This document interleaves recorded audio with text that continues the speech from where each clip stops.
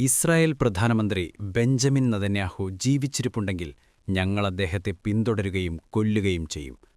ഇതു വെറുമൊരു പ്രസ്താവനയല്ല, മറിച്ച് ശത്രുവിന്റെ സ്ഥിരാകേന്ദ്രങ്ങളെ ലക്ഷ്യം വെച്ചുള്ള ഇറാൻ റവല്യൂഷണറി ഗാർഡ്സിന്റെ ഏറ്റവും ഭീകരമായ ഒരു മരണവാറണ്ടാണ്. ഒരൊറ്റ വാക്കിൽ ലോകത്തെ വിറപ്പിച്ച ഈ മുന്നറിയിപ്പ് പശ്ചിമേഷ്യയെ ഒരു വൻ യുദ്ധത്തിന്റെ വക്കിലെത്തിച്ചു കഴിഞ്ഞു. നയതന്ത്ര ചർച്ചകൾക്കും വിട്ടുവീഴ്ചകൾക്കും ഇനി സ്ഥാനമില്ലെന്ന് പ്രഖ്യാപിക്കുന്ന ഈ വാക്കുകൾ ഇസ്രായേലിന്റെ നെഞ്ചിടിപ്പ് കൂട്ടുകയാണ്. ശത്രുവിന്റെ തലവനെ നേരിട്ട് ലക്ഷ്യം വെച്ചുകൊണ്ട് ഇത്ര പരസ്യമായ ഒരു മുന്നറിയിപ്പ് പുറപ്പെടുവിക്കുന്നത് ഇറാന്റെ സൈനിക വീര്യത്തിന്റെയും പകയുടെയും ആഴമാണ് വ്യക്തമാക്കുന്നത്. നെതന്യാഹുവിനെ ഏതു കോണിൽ ഒളിച്ചിരുന്നാലും പിടികൂടുമെന്ന ഈ ഉറച്ച നിലപാട് ഒരു വലിയ യുദ്ധത്തിന്റെ തുടക്കമാകുമോ എന്നാണ് ലോകമിപ്പോൾ ആശങ്കയോടെ നോക്കി നിൽക്കുന്നത്. ഫെബ്രുവരി 28 മുതൽ ആരംഭിച്ച ഈ സംഘർഷത്തിൽ കൊല്ലപ്പെട്ട കുട്ടികളെയും സാധാരണ ജനങ്ങളുടെ ആശങ്കകളെയും ബുദ്ധിമുട്ടുകളെയും സംബന്ധിച്ച സംഭവങ്ങൾ ചൂണ്ടിക്കാട്ടിയാണ് IRGC നെതന്യാഹുവിനെതിരെ കടുത്ത ഭാഷയിൽ പ്രതികരിച്ചത്. ആക്രമണങ്ങൾക്കുത്തരവാദികളായവർക്ക് ശിക്ഷ ലഭിക്കുന്നതുവരെ പ്രതികാരം തുടരുമെന്ന നിലപാടും അവർ വ്യക്തമാക്കിയിട്ടുണ്ട്. ഇസ്രായേലും ഇറാനും തമ്മിലുള്ള സംഘർഷം കഴിഞ്ഞ കുറേ വർഷങ്ങളായി മധ്യപൂർവേഷ്യയിലെ ഏറ്റവും അപകടകരമായ രാഷ്ട്രീയ സംഘർഷങ്ങളിലൊന്നായി മാറിയിരിക്കുകയാണ്. പരസ്പരം സൈനിക നീക്കങ്ങളും രഹസ്യാക്രമണങ്ങളും ആരോപണങ്ങളും നിറഞ്ഞ ഈ ഏറ്റുമുട്ടൽ ഇപ്പോൾ തുറന്ന സൈനിക നടപടികളിലേക്ക് മാറുന്നുവെന്ന സൂചനകളാണ് പുതിയ സംഭവവികാസങ്ങൾ നൽകുന്നത്.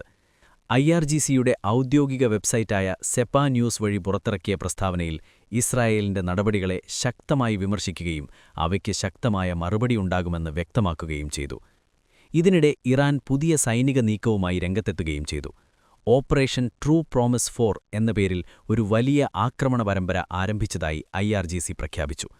സയനിസ്റ്റ് ഭരണകൂടത്തിന്റെ പ്രാദേശിക കമാൻഡ് നിയന്ത്രണ കേന്ദ്രങ്ങളെയും ആഭ്യന്തര സുരക്ഷാ സംവിധാനങ്ങളെയും ലക്ഷ്യമിട്ടാണ് ഈ ആക്രമണത്തിന്റെ 53ാമത് ഘട്ടം ആരംഭിച്ചതെന്ന് ഇറാൻ പറയുന്നു. മധ്യപൂർവേഷ്യയിൽ നിലവിൽ നിലനിൽക്കുന്ന സംഘർഷാവസ്ഥയിൽ ഇതൊരു വലിയ തന്ത്രപരമായ നീക്കമായാണ് വിലയിരുത്തപ്പെടുന്നത്. ഈ സൈനിക നീക്കത്തിനു പിന്നിൽ ഒരു പ്രത്യേക പശ്ചാത്തലമുണ്ടെന്നാണ് ഇറാന്റെ അവകാശവാദം. മാർച്ച് 4-ന് ശ്രീലങ്കൻ തീരത്തിന് സമീപം നടന്ന ഒരാക്രമണത്തിൽ ഇറാനിയൻ നാവികസേനയുടെ ദേന ഡിസ്ട്രോയർ നശിക്കുകയും അതിലുണ്ടായിരുന്ന നിരവധി സൈനികർ കൊല്ലപ്പെടുകയും ചെയ്തതായി ഇറാൻ ആരോപിക്കുന്നു. ആ സംഭവത്തിൽ ജീവൻ നഷ്ടമായ 84 സൈനികരുടെ സ്മരണയ്ക്കായാണ് പുതിയ സൈനിക പ്രവർത്തനങ്ങൾ ആരംഭിച്ചതെന്ന് IRGC വ്യക്തമാക്കി. മാർച്ച് 15-ന് നടന്ന ഈ ആക്രമണത്തിൽ നിരവധി അത്യാധുനിക ആയുധ സംവിധാനങ്ങൾ ഉപയോഗിച്ചതായി ഇറാൻ അവകാശപ്പെടുന്നു. ഹൈപ്പർസോണിക് വിഭാഗത്തിൽപ്പെടുന്ന ഫത്ത, ഖാദർ എന്നീ മിസൈലുകളുൾപ്പെടെ 10 ശക്തമായ മിസൈലുകൾ ഉപയോഗിച്ചുള്ള സംയുക്ത ആക്രമണമാണ് നടന്നതെന്ന് റിപ്പോർട്ടുകളുണ്ട്. ഇതോടൊപ്പം വിനാശകരമായ ഡ്രോണുകളുടെ വലിയ സംഘവും ഉപയോഗിച്ചതായി ഇറാനിയൻ വൃത്തങ്ങൾ പറയുന്നു.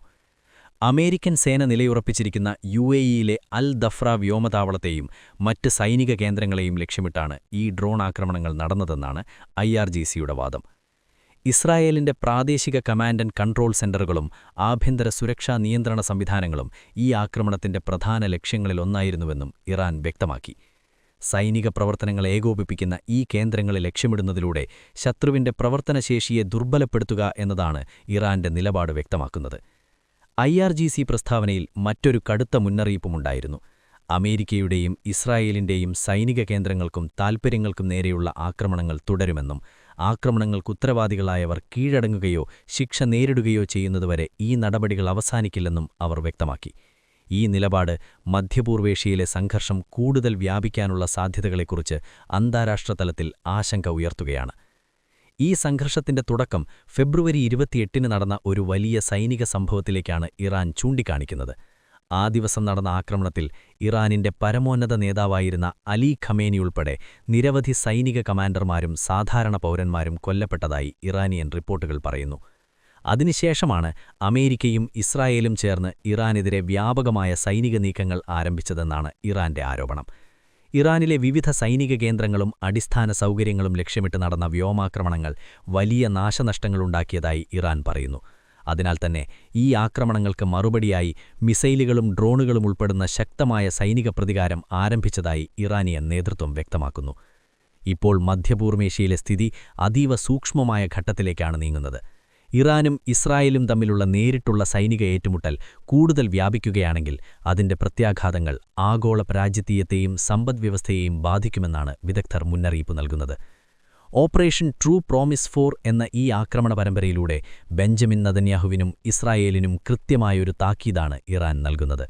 ഇറാൻ ഒരു കാര്യം പറഞ്ഞാൽ അത് നടപ്പിലാക്കിയിരിക്കും എന്നതിന്റെ തെളിവായി മാറിക്കഴിഞ്ഞു ഈ ഓപ്പറേഷൻ.